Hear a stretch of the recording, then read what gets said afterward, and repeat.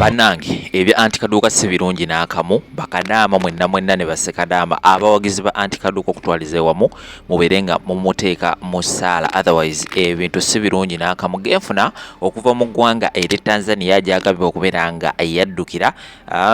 agavayo si malungi. Kantandikira ensonga zonna gye zaatandikira n'okubeera nga antikaduuka atuuka okubeera nga agwa mu buzibu buno obw'amaanyi. Kakati antikaduuka ng'era omuntu omulala yenna yakera ku makya nabeera nga ate afuna business idea ekyenjawulo nti business ye gye yalowoozaako mu mutwe gwe okubeera nga ate ayamba abaana bankuba kyeyo naddala abaana bawangalira mu nsi nga Saudi Arabia, Qatar, Dubai, Bahrain, Oman, Kuwait, Jordan, Yemen, Iraq, UAE ng'abayambako okubeera nga abakulaakulanya. Jjukira ku baana nga 10 abaweereza ssente okubeera nga ate babaako bye batandikira bwe Uganda, abaana ndowooza 40% bokka be basanga ekyo kyennyini kye baali babasuubiza. Munnaye abasigadde bamaliriza nga akasete kaabwe abantu babe bakalidde. So awo wennyini antikaduuka we yajja idea n'agamba nze mujja kubeera nga mumpeereza ssente mbere nga ate mbatandikirawo businesses ez'enjawulo e Uganda. Omwana agenda okubeera nga ate ava ebweru at least asange nga ayina wayinza okubeera nga ate atandika, era nga yasobola okubeera nga ate atandikawo obuduuka, era nga abaana bangi nnyo bakomawo e Uganda ne babeera nga ate basanga obuduuka already nga bwatandika dde okukola. Naye ekintu kino antikaduuka bwe yali akitandika alabika teyakibala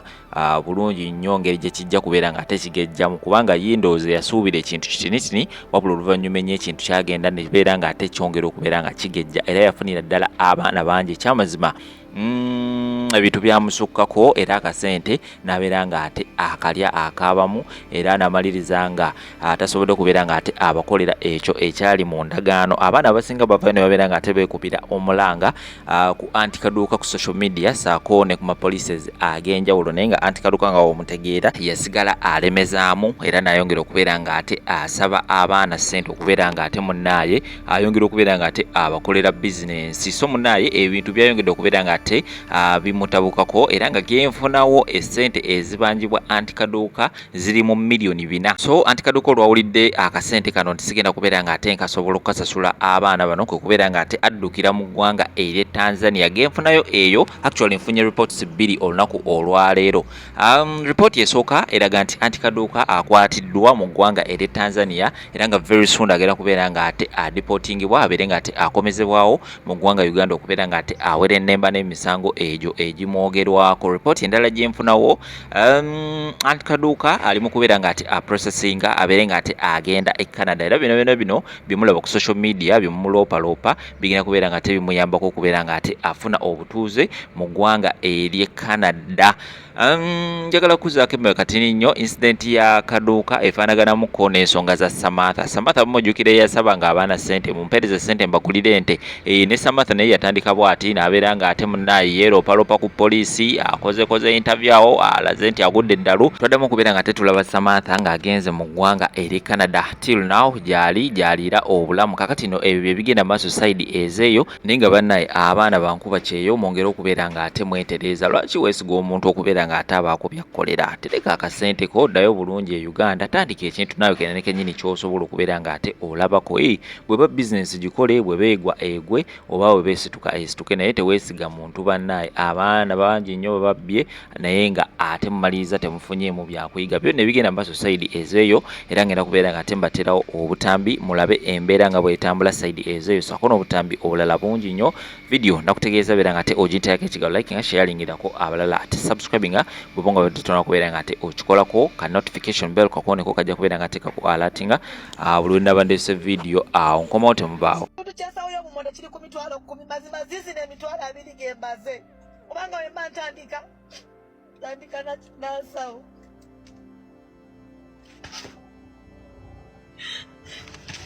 mufune we muwandiika nga sina muntu gwe nali nzibye bye bino bye mutwalira ku poliisi nembalira abasirikale ne babeewuunya. Munkolako ebintu bingi, munwanyisizza, mwandiisa ssente za Museveni, simumanyi, simulabanga ne munkoye sayidi n'embalema, era nakati muli bantu mwebamu muntuulako. Mutuwa obuzibu okubawolereza, nze nnoonya engeri gye ntandika okuvuma antikaduuka oba okumukuba nembula simu. amazima gali nti abakadama mutuwa obuzibu okubawolereza byembagamba bya ddala mutuwa obuzibu okubawolereza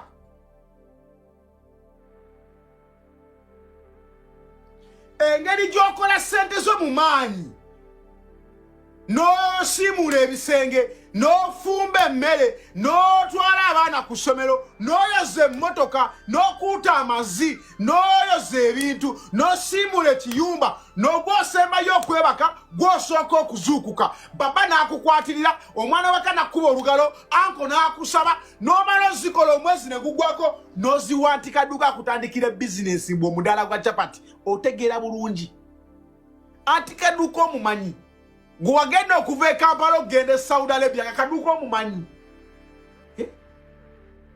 wagenda okuva e Kampala ogenda e Saudi antikadduka omumanyi lwaki mwefasafasa nnyo abantu omusanze ku media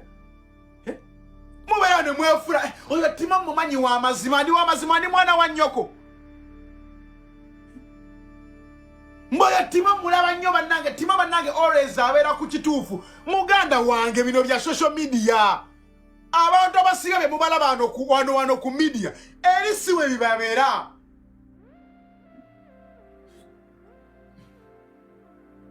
siwe bibeera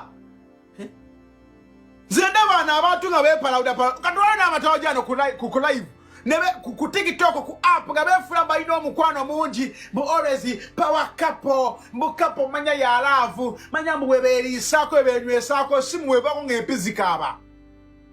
ng'ekyaya kigenda mu bwenzi ng'ekikazi kigenda mu bwenzi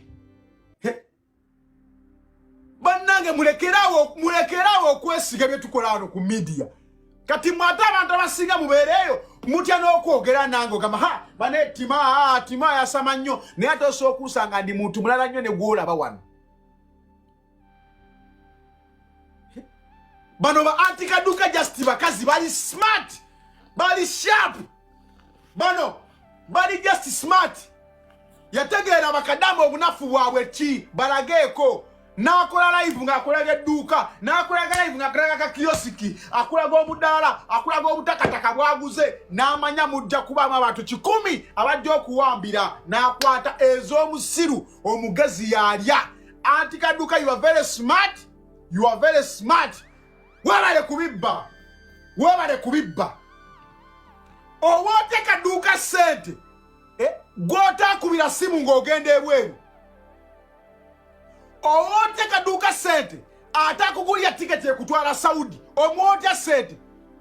gwe kiki kulowoozesa tyogenda kubeera eri mu Dubai manya mu Saudi Arabia manya Jida Iraka ngo yasaamiridde antikadduka azuuke ku makya anaaba ayambala agende mu kadduka ko ke yakuguliddeko atunde omwaka gugwe mbodde edduuka alikwata alikuwe naye mutegeera bulungi baana mmwe mwajjirako amazzi mwajjirako amazzi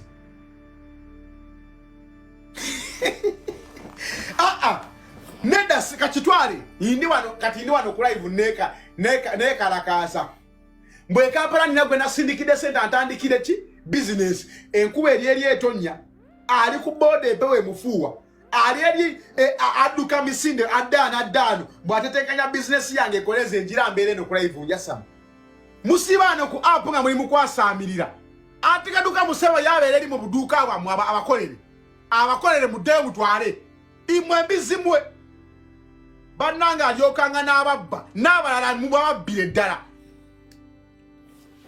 mwenna bababbire ddala waliwo kampuni zino ez'abantu abatunda amataka bannange bannayuganda tubeereko n'amagezi amatono ennyo mu mutwe bw'omuntu n'agamba mbulete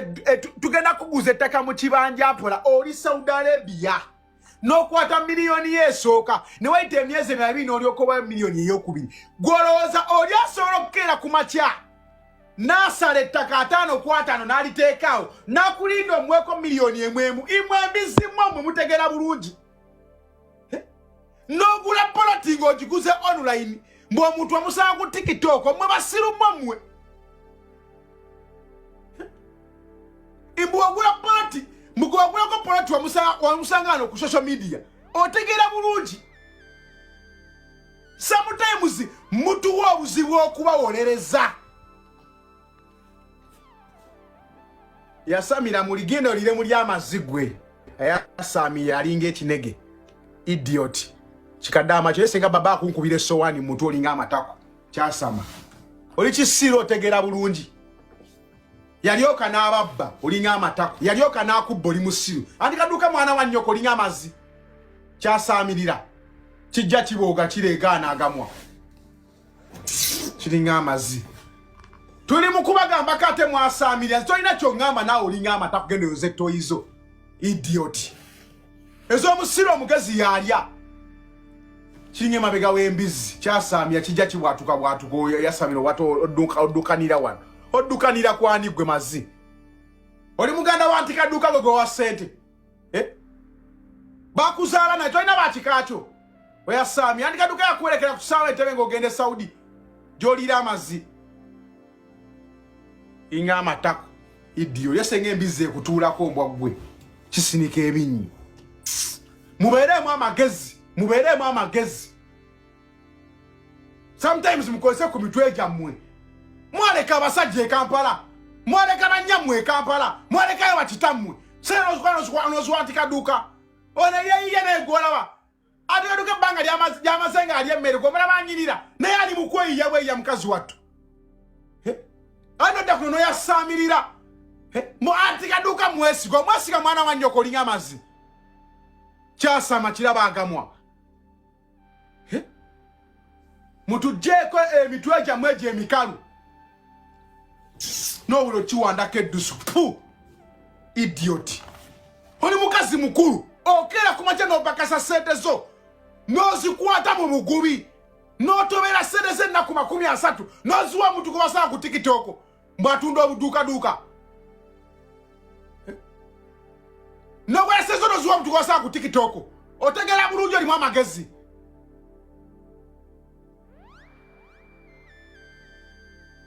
tereka sente zo atisti banka ekubbe tulumbe banka tugambe ti banka lwaki mwatesereza kadama zeyabonedde naye mu sente waziwa ati kadduka oli ati kadduka abeera yeyiya bweyiya abeera mwawaddeako akalongo omulaba olinga amazi kati ati kadduka biriri abeera alinga afeesa ebinyina mukamotoka ke omusuubira kukola ki munamuweereza $5,000 atandikira bizinesi tolina bannyoko tolina kitaawo ekika kyammwe kyaggwayo mwafa ne muggwawo obuzibu mwe buteegatta buli omuntu wamala ebbanga teweegatta tobaamu magezi kati obera kulinga amazzi amabi gakutambuliramu otambula bati oyuguma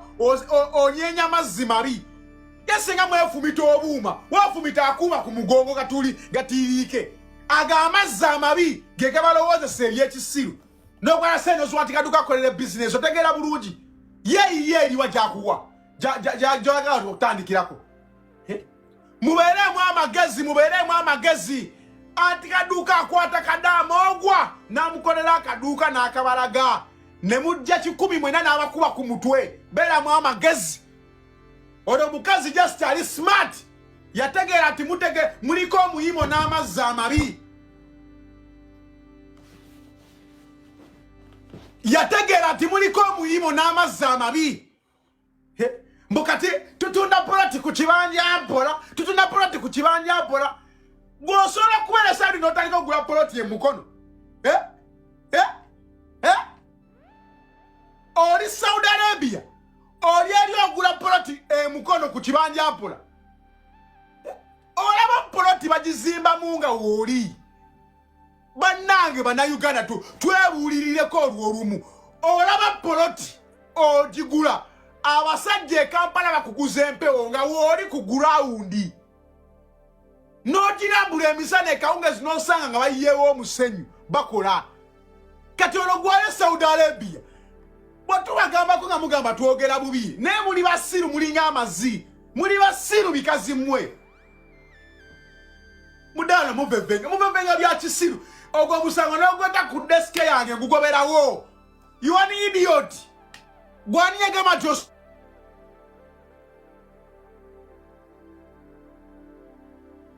soyo kubele Saudi Arabia n'ogula poloti ekasangati ne bamuguza empewo ng'abeera na kukyalo kwennyini kwabeera ne bamugulizaako empewo kati gwale Saudi erika baba gwali mu kusokola engalo mu matako.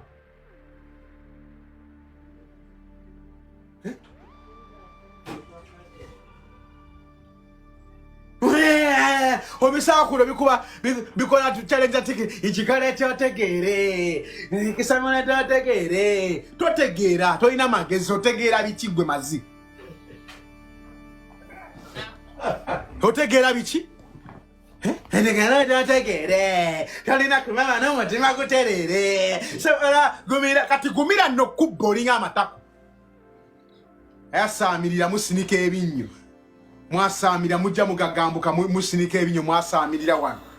Idiots, bunch of idiots.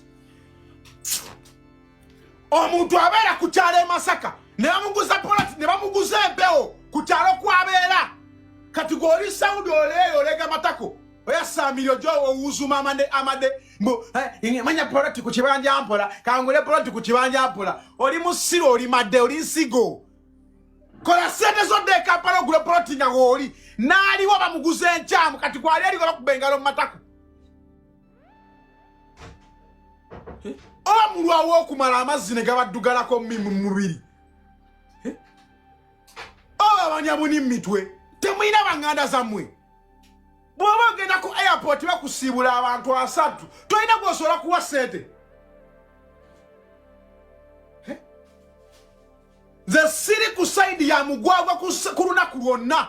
anti kadduka mukazi amugazi she works smart yategera muri desperate muri idiots muri basiru temutegera na capitalizing kwekyo no birabe birege emitwe minene byakoba mu P3 second term bya bine ebyana byabera ku parade ne bagambe tederi kusoma ne bikubedulwe Chaidi teri kulya daku katojja kujiri olinya amataku dayokole chaidi teri daku ojja kujirya dayokole okusiba bakwongeddeyo mujja kuddeyo kubyeyo mukole anti kadduka yabamaze bakube. This bunch of idiots because bikuru kwebuza magezi kati gosubira ati kadduka abeere yako asuke mu mpeo alinye boda bamusumbu amuzera muzeri akole business mbolinye Saudi mbo bye cheyo nga chiwedde oleta amaziga kwase duka lya oweda lyaliko oweda lyatuddeko byamaze okuweza ko ba customer alikwata alikuwa gwena manya nansikombi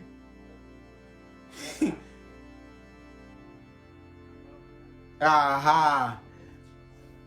no borubajjolwe olubajjolwe olwi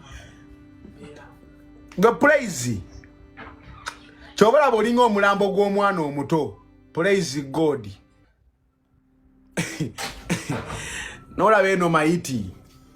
omuntu nakugamba ekigambo kadama kigwayo Kampala aganidde ddala agenze mu kiyumba asinga ze sitya kadama tebakulimba kadama tana chaiza kungamba Timo gwo omuntu atamani passport ye je eri omanyire nze Timo Kampala agani agenze mu kiyumba asinga bwe kigwayo kadama temutegeera anti kadduka 10-0 webale nnyo mama 10-0 10-0 aha no itayo kadama muno mugamba kai tugelene kadduka mu court ojabera the point of correction, point of time keeper, point of wanangeze mubirekenze yanziba omulamuzi agambe I don't understand what you're saying anti oliwa pit to second term pit to second term yagala kubanja anti kadduka oyo kuloyo omumanyi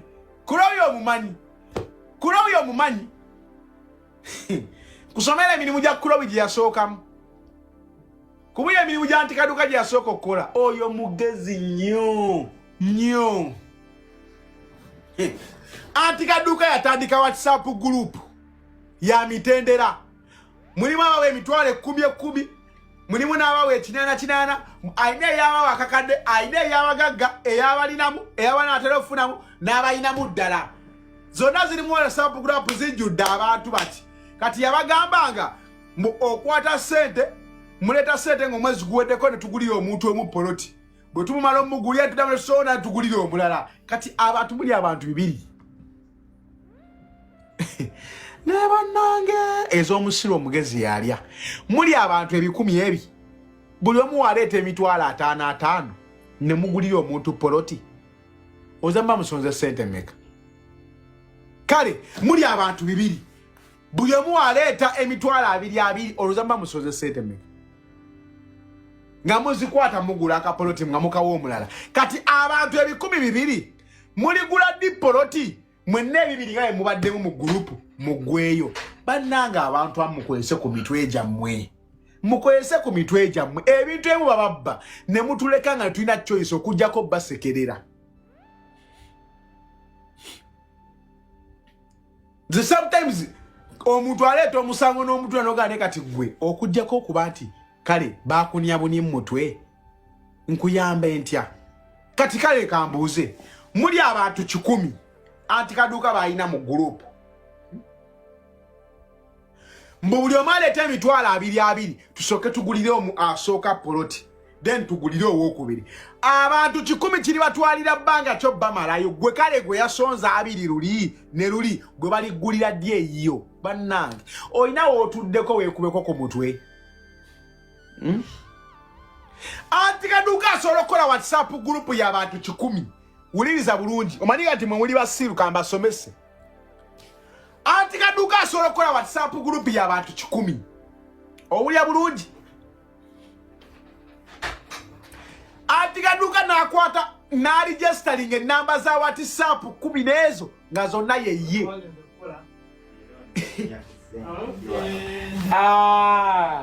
kulobi ononsonyiwa naye abantu kambabuuse anti kaduka ononsonyiwa naye abantu kambabuuse anti kaduka asobola okukola WhatsApp group y'abantu 10 nakwata enamba za Airtel MTN walidi bichika sasiro twala tugende nateeka mu WhatsApp group enamba 10 n'ezo nga zonna yeye yaleeta omulamwa ate yaguwagira yagupika mwabasigadde mu group ne mugendera kwekyo nagamba ene namba ono namba 1 nga yamutuma erinnya nti ye Dorothy naye nga yekaduka yennyini poloti ye tugenda gigula etya nakutwala ne poloti ne bagigula naye nga poloti aguze yiye nga poloti aguze yiye yamanyini yaguze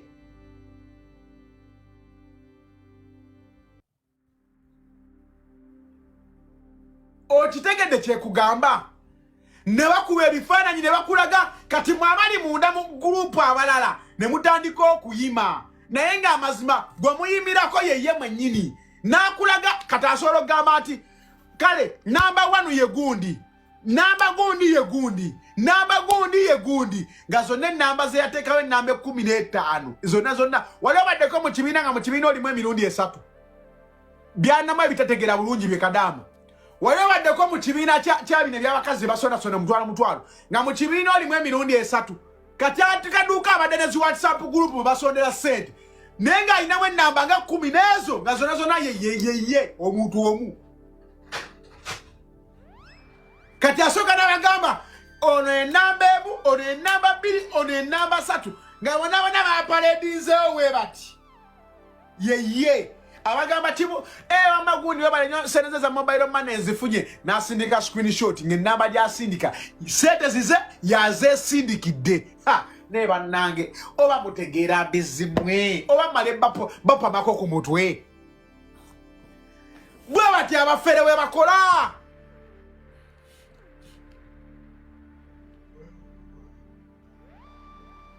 bannange kanfuneyo kadamu omwambuulire kadamu omwasindike request ambuulire oba kyemunnyonnyola akitegedde njagalayo kadamu omwambuulire oba kyemunnyonnyola akitegedde anti kaduuka kyakola afuna bakadama 20 n'abakolera WhatsApp group n'abagamba tugenda kusoda sente bweziti n'akwata ennamba 15 nengeze ennamba zonna zize essimu abeera naze wakaawe. Kati ezo ennamba zibeera mu gurupu nga ziri active ziteesa okufa nga ziwaana anti kaduuka okufa naye ng'amazima yeye mwennyini. N'asooka n'akulaga nti ono bannange mwenna batana bakusindikamu abamanyi kuba ono yezza amaze okuzimpa naye nga gwagamba amuwadde yeye. Bw'alaba tewali mulala aleeta ssente n'abasika eriyenera n'abagamba bannange wiiki eno nze nfunyeeko abantu 6 bokka be bapadde ssente gundi ampadde naye ng'amazima teri n'omu yamuwadde bonna baasoma yeye ne screenshot zabalaga ssente zize.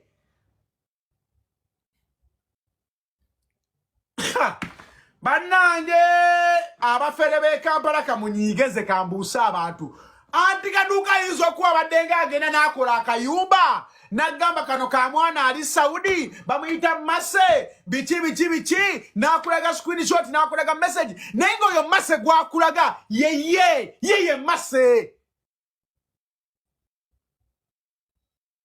Kati n'akulaga yo obuduuka 6 n'akulaga ne we butuuse nga bugenda bukulaakulana naye ng'obuduuka bwakulaga bubwe. Kati abo bakadama balamwe gye bujja ne mubuukira. N'akulaga ati ngenze waliwo omukazi ali eyo Jidda yansindikira sene mugulye poloti ndi wano ne chairman tugenda mugulye poloti eba ne chairman muwandiike musayininge muteekeko nti Masa aguze muteekeko stamp byonna nga poloti zaagula zize. Yeye yasindikidde sente yeye ali mu kugula. Kati we kadama omusiru gwe baanya mutwe yagirako B n'osindika sente ati kaduka nange yenguliza agenda kukuba ku mutwe because oli mwennyini gwakulaga yeye.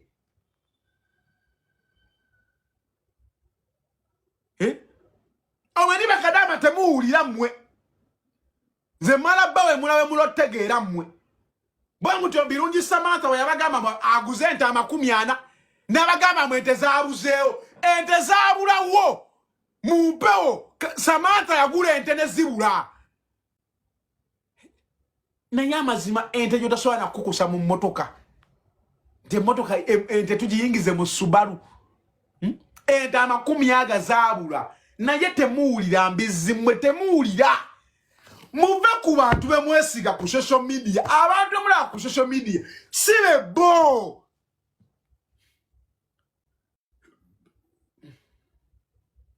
Oyo atukaduka gwola bawo